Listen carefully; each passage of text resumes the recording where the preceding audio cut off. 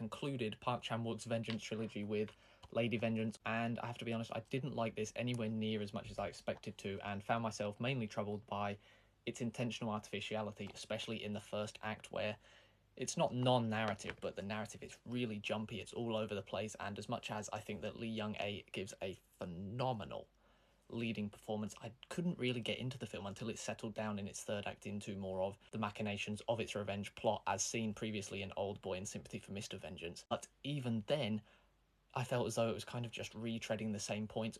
Granted, there's some variation here that makes this film especially interesting, and I do think that involving a child adds a whole other element, especially from the female protagonist perspective. But generally speaking, I just couldn't get into this. It's mainly put off at first by how colourful the film was. I can't find very good stills from the particular scenes I'm speaking about, but early sequences have very pastel colours, the set decoration's very light, there's some really strange sequences as the main character literally turns around in certain sequences and has sun rays coming out of her face, things like that, and there's a lot of abstract imagery like that that wasn't what I expected, but I also found off-putting at the same time. I don't think it was only a problem with my expectations going into the film. I think it comes more so down to my personal taste and preferences towards films that are a bit more gritty and a bit less abstract, generally speaking. I do think that the leading performance in this is fantastic, and I do think that there are some brilliant moments. Some of Park Chan-wook's formal playfulness is really enjoyable, but I also think he's too indebted to Quentin Tarantino in particular in the way that he moves his camera and his fixation on violence. I think it's well known by now that I'm not much of a fan of Tarantino at all, so